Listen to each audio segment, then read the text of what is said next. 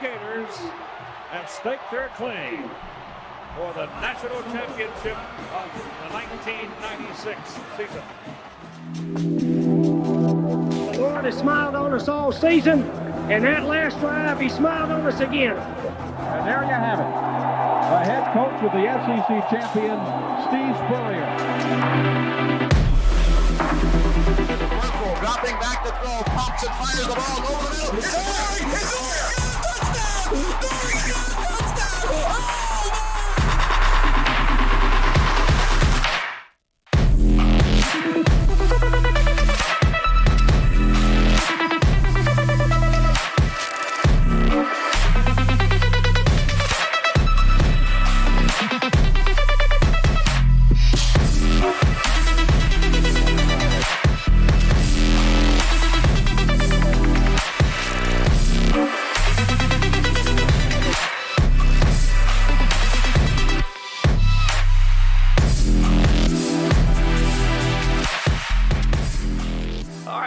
Dan Hicken here at Spurrier's Gridiron Grille with the head ball coach. Great restaurant. Congratulations, by the way. Well, thank you, Dan. We have been busy and just about full every night, so hopefully that's going to keep happening. Who's the only quarterback who never lost a home game in the Swamp? Shane Matthews. There he is.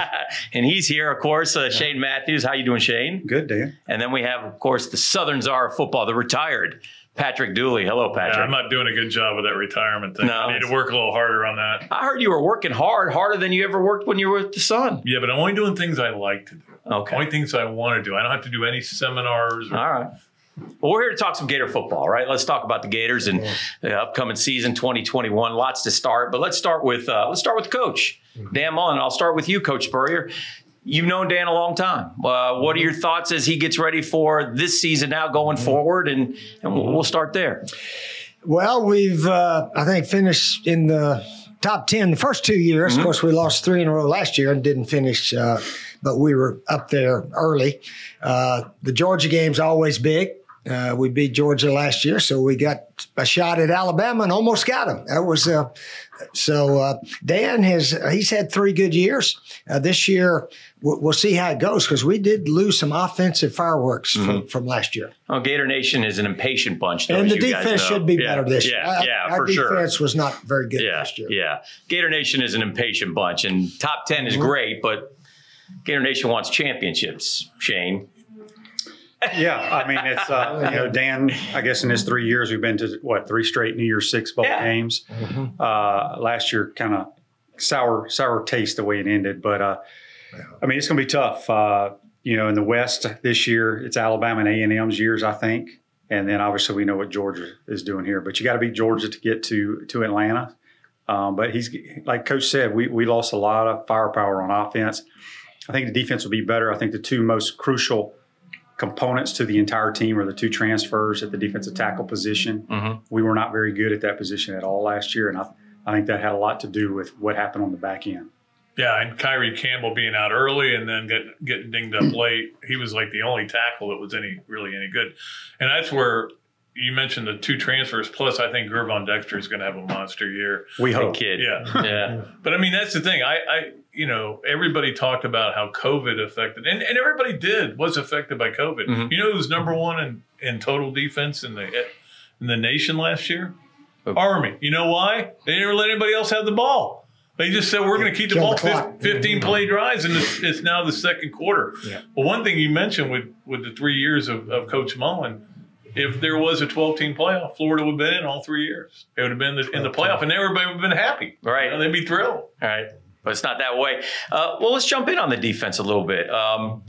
Boy, it wasn't good last year. We all know that. I think they gave up more than 30 points a game. 30.8. One of the worst. Historically bad. Yeah, one of the worst that we've seen around these parts in a long time, Coach. And sometimes they seemed a little out of sync. Is it because they had young guys didn't have a spring practice? I don't get the X's and O's. So you help us understand a little bit. Usually if they can't get lined up, coaches have got to get the signal in faster. And if they can't get lined up, maybe it's too confusing.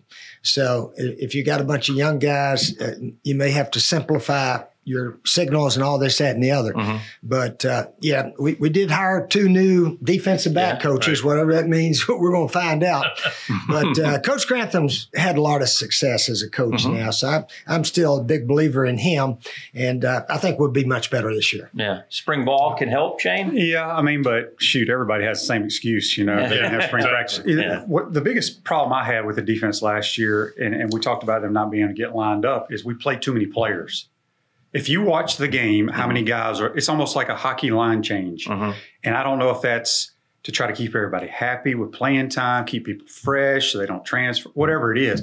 Play your best 11, and somebody gets tired, then bring them out. So I think hopefully they'll do that this year. But that was the biggest issue, is just not getting lined up. But it had to do with too many guys running on and off the field. Yeah, they were – don't forget, 2 years ago they were 9th in total defense in the country. So it's not like Todd Grantham can't coach. Probably didn't do a great job last year, and I think he kind of blamed COVID. And look, everybody had that problem. Alabama struggled defensively. They did struggle. You know, I mean, it was a problem, but there's no excuses this year. You've got the players you guys have recruited. You've got all these transfers you brought in. You know, you've got the front 7, I think, is as good as they've had in a while. And you had spring. Hopefully we get to a point where everybody's just playing hard. I'm going to throw out a dumb question from a fan standpoint that I want you 2 guys to talk about.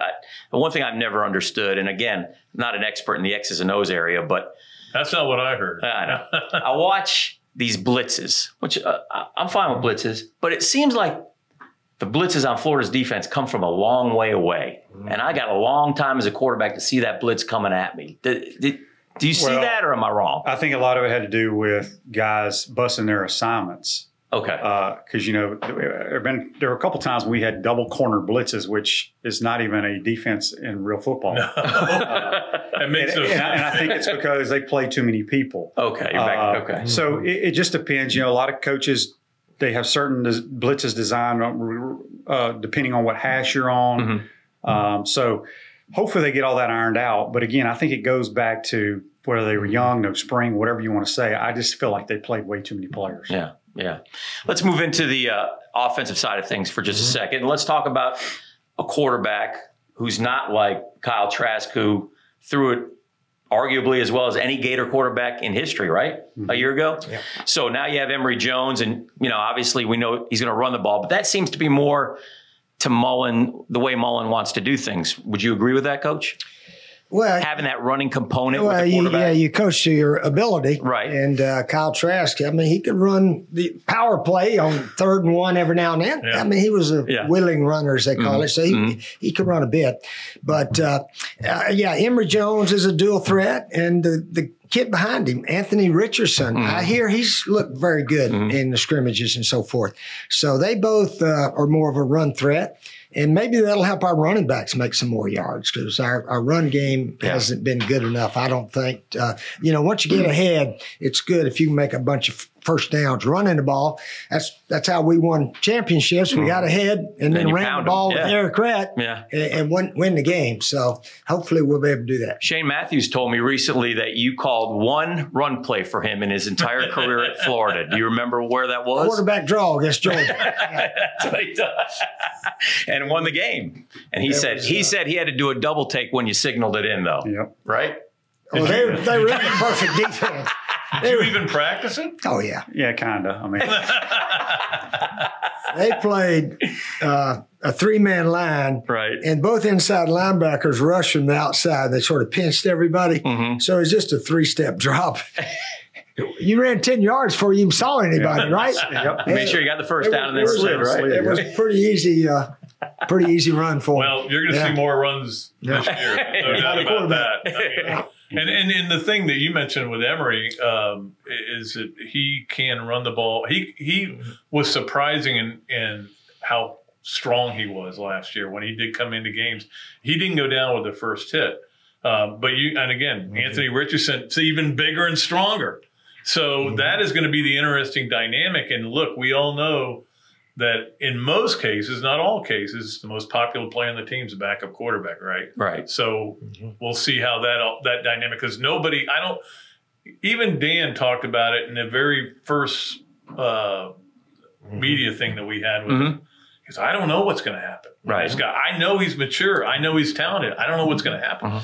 Yeah, remember we went into last year thinking Emory would play a lot. Sure. He and Kyle. Yeah. And then all of a sudden Kyle's throwing for 3 or 4 or 5 touchdowns every game. So, I think Kyle needs to stay in there. When Felipe got hurt against Kentucky, I think we all kind of looked at each other and go, "Emory's coming in." Yeah. Well, I didn't know whether it was Trask or Emory, and then Trask comes in, and then lights it up and makes that unbelievable pitch. Do you think Dan will mix in Anthony in the first 2 games, especially get him out there, get him some experience? Yeah, probably so. I think what you're going to see is basically what you saw with Tebow here, and then Dak Prescott and Nick Fitzgerald, run-oriented offenses where the defense has to account for that quarterback running the football. And if you remember, when Dan calls pass plays, when that happens, there's dudes running wide open. Right. And if whatever quarterback's playing, I've said this, for them to be really good on offense, they have to complete the easy throws. When there's a shallow cross with a guy wide open or a back flaring or somebody sitting in the flat, we got to complete it. Some of these guys that aren't real accurate, great throwers have trouble with those throws. But if we do that, I think the way they can run the football they'll be very successable. Hey, Pat, when the smoke clears, what running back will have the most carries this year? Well, I think it'll be Dameon Pierce. Okay. But, my thing, and just getting back to that whole offensive thing, is to me, this team will only be as good as its offensive line. Okay. And we don't know how good they're going to be. There's no proof. There's no evidence that they can run block. You got 5 running backs, 2 of them are 5 stars. DeMarcus Bowman, I know, was hurt a little bit last spring, but if you can't block for him, Coach, where are you going to run? You could have Herschel and Bo back there if they just run into a pile of players. Well, hopefully with the quarterback ability to run, that'll be maybe one less defender. He has to account for the quarterback, so maybe the running backs will have a better chance. Yeah. We'll see. Yeah. What about the firepower on the outside? Obviously, we've had a lot of good receivers come through here the last couple of years. And people weren't too worried last year, despite losing Swain and all those guys, because we knew about Pitts and we knew Kadarius Toney, exceeded my expectation. It was terrific, had a terrific football season. But are there the guys there this year, Pat, do you think that can replace them? Well, it's going to be hard to replace them, but they keep doing that. They've done it all 3 years. And I know one of Coach Spurrier's favorite coaches over there is Billy Gonzalez, and he's done an amazing job with those receivers. I think Jacob Copeland's ready for a big year, and then we'll just see who comes out. Is it going to be Trent Whittemore? Is it going to be Weston? Is it going to be? If somebody will come out of nowhere, I promise you that. But again, if you can get that run game going, they've got to come up and start playing 8 in the box. That's when you can just throw it over the top of it. Nobody's going to replace Kyle Pitts. Right. Nobody. We'll never see a guy like him ever. Right. And he was a freak. Yeah. Right. I've never seen anybody like him at the collegiate level. Yeah. And not Kirkpatrick, Coach. He wasn't like Kyle Pitts. He was just a little more athletic. I tell you, Kirk could get open and catch the ball. His wingspan was not close to Kyle Pitts. It was crazy. They did an article about how long Caleb Dressel, the swimmer, how long his span is, and Kyle Pitts is the same guy. Wow. They're just built that way. Yeah, but Kadarius Toney surprised me. I think he's the most improved player at a position that I ever have seen since I've been really watching football. So you're losing 2 first-rounders, which is hard to replace. But I think they got a lot of good, talented young men at that position. But Trent Whittemore, to me, is the best overall receiver. Wow. Okay. Well, and that's the thing too. I think we all kind of feel confident that he's a Gainesville kid, right? Yeah. So you know a little bit more about him. I know him. I coached him. I coached against him. But he's the one we should keep an eye out on then. Yes, he was off to a good start last year. He got hurt, right? Yeah, he's the guy that he's faster than you think. Right. He can jump higher than you think. Right. He catches everything. Okay. And just does what you're supposed to do. He's Chris Doering, right? Way more athletic. He is from Gainesville. Yeah. From Willie Jackson to Chris Doering, Travis McGriff. Yeah. Now we got Trent Whittemore. Pretty good stuff. Pretty good local crew. Yeah. How's the schedule stack up in your guys' opinion? I think there's like 9 games where you're going to think Florida should win. Will be favored to win, and then there's the 3. Bama, LSU, and Georgia, where they'll be underdogs. How do you guys feel like this schedule sets up, though? Well, that's why the over-under is 9 for Florida. Yeah. Because there are 9 games that I think most people. But I tell you what, I think 4 of their 5 toughest games are going to be away from the Swamp. And that's tough. I'm saying Kentucky out loud, and I'm saying Missouri out loud. Yeah. And that's fair, though. Kentucky, the last few times Florida's gone up there, it's been should have beat them a bunch of times. And then obviously LSU, and then Georgia. So there's 4 of the 5 that are going to be the toughest are going to be outside the Swamp. What about from a coaching standpoint when you look at that schedule? You have FAU and USF to start, so you can hopefully get things going, get some work in. Then you got Bama, though. Boom, right off the bat.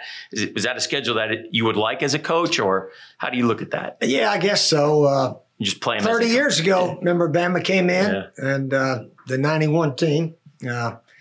After we beat them that night, they won like 22 in a row, I think. Bama did. And then we went up to Syracuse and got clobbered. Yes. Kirby Dardar. But that game helped us get ready for the rest of the SEC schedule. Yeah. I did a bad job coaching that week. Terrible job. And we went up there. I think Syracuse barely beat Wake Forest the week before. And we're watching that tape. And I coached a bad game. You know, coaches have bad games also. I'll admit that was one of the worst I had here. Yeah, I've seen it happen. Yeah, I see you smiling over there. Yeah. We were all bad. We were all bad. I was the worst. We were all bad. We couldn't get off the field. We kicked too many field goals. But the schedule, I mean, everybody looks at the 3 games, as you mentioned. But, you know, Kentucky's getting all this love somehow. It seems like they get all this love every year. Right. Until they can complete a forward pass, I have a hard time looking at Kentucky as a team that can beat us. But we've had trouble there last couple of times. Missouri's a team that we go there, right? Yep. Yes. Yeah, that's a place I've never been there, but just watching on TV, it just looks like always a noon kick. It's a noon kick. There's 11 there. It just looks like a boring atmosphere. Yeah, kind of lull you to sleep. So, but you get Bama. Coaches already predicted that we're going to beat Alabama. I think we're going to pull the upset. And you know, you get Bryce Young. They got a very young offensive line. Right. I know they're concerned about their offensive line, although they're all 5 stars. But Bryce Young, I mean, we don't even know if he's going to be the quarterback when he comes in here. Right. He may get benched against Miami for all we know. Can you bench a guy that's getting $1 million? Well, you can't do that. they say he's getting $1 million, but nobody's seen it. Yeah. Nobody. It's not. It's a good recruiting ploy. Yeah. He better be getting those offensive linemen some dinners or something. Yeah. So we'll see. It'd be his first really road test. And, you know, I don't know if we can beat them, but the biggest thing is we got to handle the teams we're supposed to beat and beat Georgia, and then we'll go to Atlanta. Yeah. That's the thing about we don't know if the Swamp is going to be the Swamp, you know, in game 3. We don't know where the attendance is going to be. Yeah, that's right. We're still a month away from all that, aren't we? Yeah. And with the issues that we've had, you know, we'll just see whether it is that kind of electric atmosphere. You know, I've said this a million times. To me, the greatest sustained crowd from start to finish was Auburn 2 years ago. I've never seen anything like that. Really? Yes. Wow. Now, I'm not saying it didn't get louder when they blocked that kick against you. Yeah. You know, Jarvis Moss blocked that kick. I'm not saying it wasn't louder for some, you know, Larry Kennedy ran back that interception against Tennessee, but sustained. Wow. Now, can they do that again? And Gus Malzahn will agree with you on that. He can never see anything like it. Because I was going to ask you guys if the Swamp could ever be the Swamp again. I don't know. But if it was like that 2 years ago, I think the answer could be yes. But that was before COVID. That's what you're referring to, I think. That's the point, is we just don't know how people are going to be. I mean, obviously you're not going to have the restrictions you had, but we just don't know if people are going to show up or if they're going to say, you know what? I don't know about the guy sitting next to me, so I might as well sit here and watch it on TV. But nobody built a home field advantage like you did when you first got here and when you got that thing going. I mean, that was, it was electric. I'll tell you what was neat. When we added the north end zone, we opened with San Jose State. And they were a decent team the year before. But they were a blitzing team. And I think we threw 3 touchdowns first quarter to Harrison Houston, didn't we? Yeah. I think we beat them 59-21 or something. But anyway, it was the largest crowd in the state of Florida ever for a football game, and it was San Jose State in the Swamp. Wow. We packed it in, and something like 85,000. Of course, we had the largest stadium in the state. Maybe we still do. I think so. Probably. Yeah. Well, I can't think of one bigger. Yeah. Let me ask you, Coach, and get your vantage point, and Pat and Shane, recruiting. It's always a bugaboo when it comes up now with Florida football. Can we, does Dan Mullen need to get a top 5 recruiting class to get this program over the top and win national championships? Or can you win a national championship if you consistently finish in that 8 to 12? 7, 8. I used to ask Coach all the time because the book on Coach Spurrier was that he didn't like to recruit, but he got #1 classes. Yep. So Got 2 of them. yeah. So What another? I didn't work very hard either. Maybe that one. And he plays golf all the time. yeah, right. How in the hell right. does this guy ever win? But you love that. Don't get me I wrong. played golf in the summer. Hal Feinbaum said I played during the season, which wasn't true. Right, right. It was a good rumor, I guess, for him to go out there. But talk a little bit about recruiting now at Florida and what is needed to be done. Because now, for a while, the facilities aren't quite what some of these other schools have. So if you don't have a tie into Florida, well, I can go, and every game's on TV now, so I can go to Alabama and I can go in this building and have a meal, and then I can go in this building and play putt-putt golf, and then I can go in this building and unbelievable locker room. I mean, Yeah. what do you think, Patrick? A chocolate fountain coming down. Yeah. Well, I think you can't truly judge Dan Mullen as a recruiter until they get that facility. Correct. Mm-hmm. But I will say this: college football has been set up in a way, and this is why we're in a 12-team playoff eventually, hopefully, so that the rich just keep getting richer. The more you win, the more times you're in the playoff, the more you're going to get the best players. But you still only get 25 of them. I mean, there's still players out there you can get, but I do believe you can show, Shane, a kid a picture of an artist, what he's drawn up for it. But until you see the building, it's not the same. Yeah, I agree. I've been preaching the facility thing for quite some time. Right. Because I've seen about every SEC facility except Missouri and Vanderbilt. And they're incredible. Vanderbilt doesn't have it. And we're not even close. Okay. Now, we will once this facility is built, but like Pat said, the last 4 or 5 years, they have these drawings. Right. No kid wants to see a damn drawing. Right. They want to see They want to go into They the want to building. see the structure. Yeah. Well, Okay. you can see the structure It's on now. the way. I mean, South Carolina's facility is better than ours. Ole Miss, Mississippi State, it's not even close.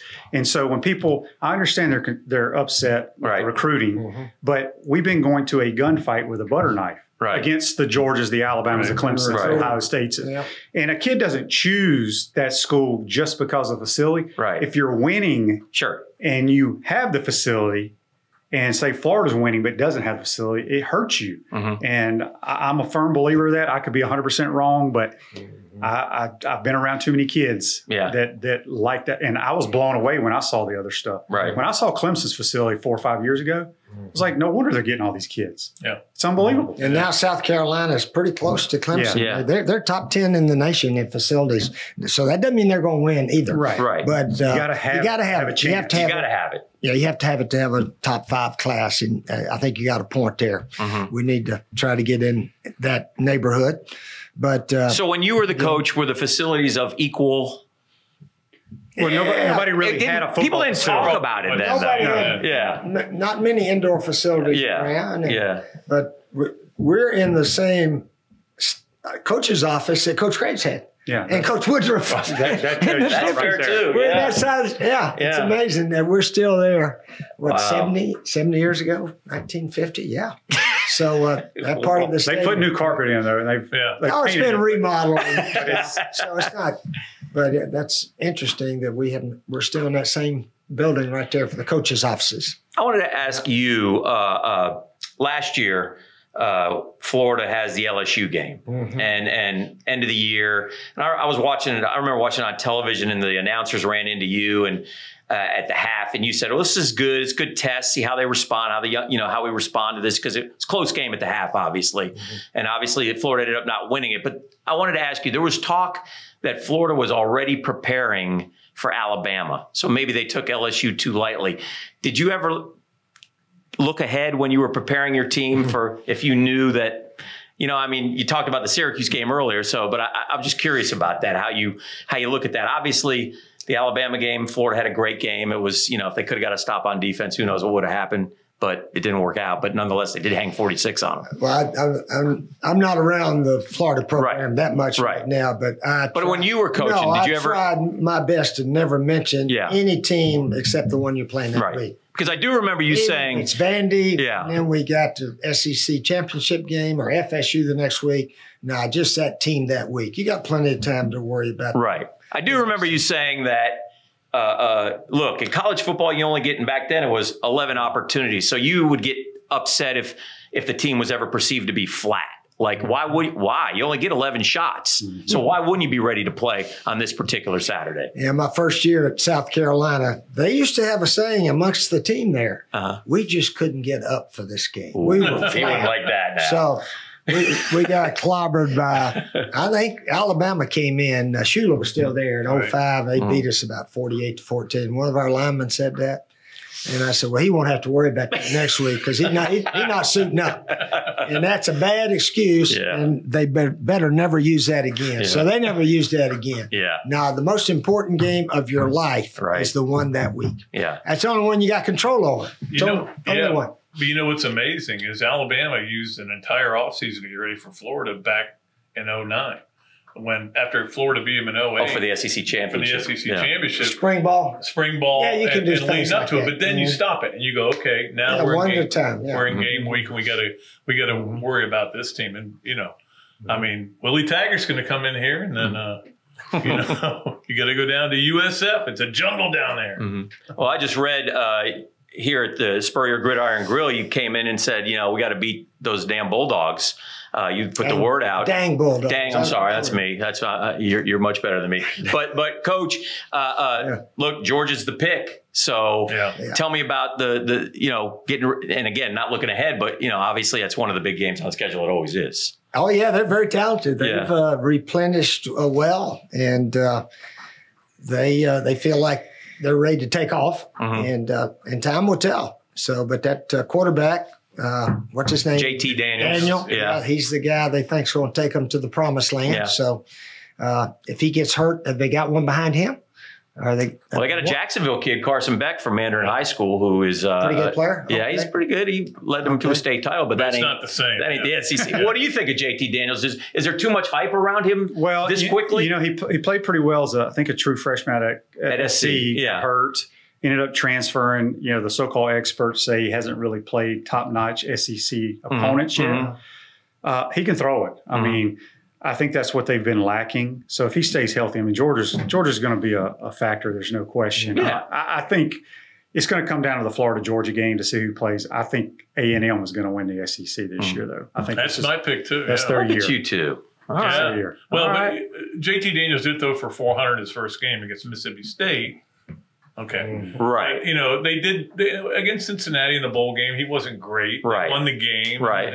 But it's going to be different, obviously, starting out with Clemson, when you start out with that game. I do think he's overhyped, but it doesn't mean he can't live up to that. Yeah. Cincinnati, did y'all watch that Cincinnati-Georgia game? Cincinnati, their defensive coordinator, Notre Dame hired him after their guy left. But I thought that was one of the best defensive schemes of anybody. And they don't play bump and run. I mean, they play some man, but they're always sort of off, and they can see the ball, and they just are always in position. And they, Georgia had to kick that long field goal to beat them. Right. But Cincinnati is a good team and well coached, I believe. But you say there's a play for every defense, right? So what would you run against the defense they were running? Well, you would throw and hope they don't react real quick, or maybe they watch the quarterback so well they get a break on the ball. I didn't see what they were doing after that, but their guys all try to see the ball instead of being their back to the quarterbacks.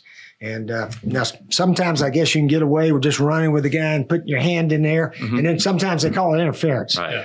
I've been watching these pro games, and sometimes they call it, sometimes they don't. A lot of hand fighting. Yeah, they've handed it. Before we get out of here, transfer portal, NIL, the changing world of college football. What do you two guys think about the way that college football is changing? That's the way it is. Yeah. As a matter of time, I used to go to those SEC meetings and tell the coaches, we need to give our guys $3,000 or $4,000. Right. I remember. That's right. That's all. Yeah. And then finally they put in that cost of attendance in a year or two. And some of the commissioners said they're never going to do that, Coach. You need to quit bringing that up. And I said, no, I don't, because it's going to happen. Yeah. And so anyway, now it's just going completely wide open, and I sort of think it'll work its way out. Some players will get a lot more than others, but, you know, in pro football, some of them quarterbacks make about 35, 40 million a year, and they don't play very well. So I don't know if that creates dissension or what. Right. But it's just nobody says the world's supposed to be fair, did they? Yeah. Yeah. How much could you have made on NIL, you think? Well, senior year, he would have been rolling. I mean, Yeah. well, maybe in my junior year, because Yeah. you know, I, that's the thing is I haven't bought into this NIL yet, because nobody's really told us what player X is making. Right. And so, are they just getting free chicken at the chicken place? Are they, you know, driving the car, you know, for the football seat, whatever it is? Because none of them have really done anything. Like if you look at, there's only one big name out there, and it's Spencer Rattler. You know, he's a Heisman Trophy candidate, quarterback of OU, who's actually played. I mean, think about it. I asked somebody the other day on my show, if you had a Spurrier's Gridiron Grille, or, you know, franchises all over the state of Florida, Right. is there one player, regardless of what school he's at, Right. that you would want to give money to? There's nobody in the collegiate game in the state of Florida. So I think, like Coach said, it'll work itself way out. But the transfer portal, I love the transfer portal. You love the portal. The reason I like it, I think coaches like it too, because it's a way that this backup wide receiver that maybe you didn't recruit, he comes in your exit meeting and say, hey, I got so-and-so and so-and-so ahead of you. We'll do everything we can to help you go somewhere else if you choose. It's a way they can cut a guy, but still go recruit that kid's area. And I think it's good. And I think kids need to play. I mean, now some of these kids are jumping around way too much. Right. Joey Gatewood.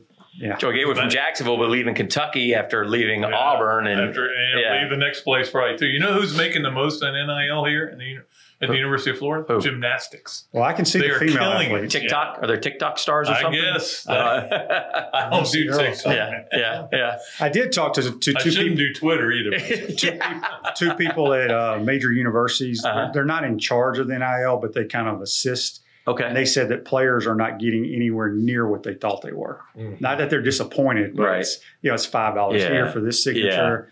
So would you have to have a coach just handle the portal, like one recruiting? Oh, they have, they have several probably that do all the schools. Because there's so many names in it now, right? I mean, not only do you recruit the high school kids, you know the roster about every Power 5 team or maybe lower teams. But the bad thing about the portal is these kids, they want to go play somewhere. Right. But there's 1,000 of them sitting there that gave up free scholarships. Right. And they may not be going anywhere. That's the bad part of it. Yeah. That's the bad part. They may end up working here. And that's why, people ask me about Trask. Right.